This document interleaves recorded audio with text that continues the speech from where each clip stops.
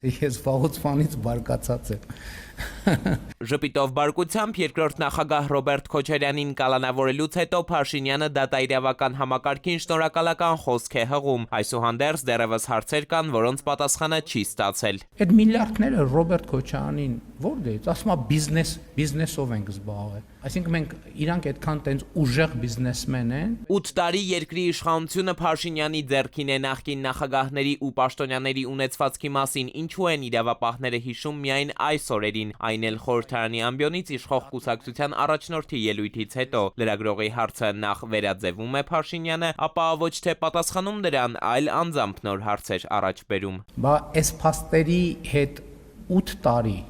լավ, հələ չեմ ասում է 17-18 տարի։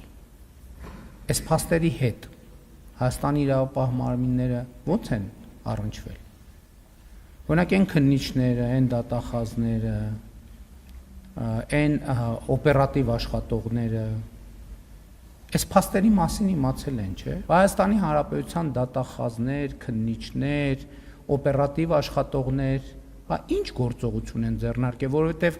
հանցանքի առերևույթ ցանկացած դեպքի պետք է իրանք բան անեն, արձագանքեն, ո՞նց են արձագանքել։ Բայց մեղավորության սլաքները միայն դատաիրավական համակարգի կողմը չեն թեքված, իշխանության առաջին տասնամյակի շեմին կանգնած Փաշինյանի կաբինետն առայժմ չի հաջողել նույն համակարգի բարեփոխումների հարցում։ Նիկոլ Փաշինյանն ասում է, դատաիրավական համակարգից դեռևս տեղեկատվական արտահոսքեր, պարզ ասած սլիվներ կան։ Ես իրավապահ համակարգի առաջ դրել եմ, այդտեղ դրել եմ խնդիր, ասել եմ գթեք։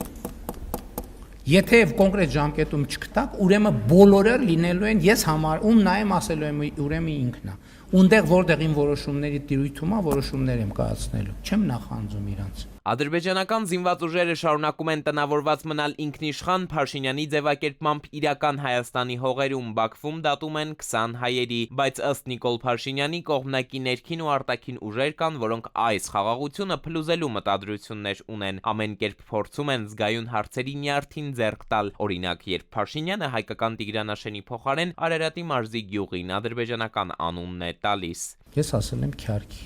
արձանագրելով որ կա այդպիսի տարածք։ Հայաստանի միջազգայինորեն ճանաչված 29743 քառակուսի կիլոմետրը այս թվաբանության մեջ չեն մտնում անկլավները։ Եթե մենք սրա հետ չենք առերեսվում, նշանակում մենք ասում ենք, որ Հայաստանի միջազգայինորեն ճանաչված տարածքը 29743 կիլոմետր չի, այլ օրինակ 29755 քառակուսի կիլոմետր է։ Սա նշանակում է պատերազմ հայտարարել, ուղղակի չէ, բայց անուղղակի պատերազմ հայտարարել Ադրբեջանին։ Ադրբեջանի հետ նստել հարցերը քննարկել է ուզում Փաշինյանը, մինչև այդ ի տարբերություն կառավարության նախորդ ծրագրի, այսուհետև Ռուսաստանի կառավարության ներկայացուցիչների կողքին ոչ թե որպես ռազմավարական դաշնակցի, այլ սովորական գործընկերային օրակարգով կկանգնի Նիկոլ Փաշինյանը, քննարկելու հայ-ռուսական հարաբերությունների կնճռոտ հարցերը։ Բա հիմա ես որ գրեմ ռազմավարական գործընկերությունը, երբ որ դուք հարցնեք 2022 թվականին ՀԱՊԿ եւ Ռուսաստանի Դաշնությունը անվտանգային ոլորտ իրենց պարտականությունները չկատարեցին, ինչի չկատարեցին, ես ինչ պատասխանեմ ձեզ։ Թե բովանդակային իմաստով ինչ տարբերություն ենք զգալու հայ-ռուսական հարաբերությունների խմբագրվող ձևակերպումից, Փաշինյանը հարցն անպատասխան թողեց։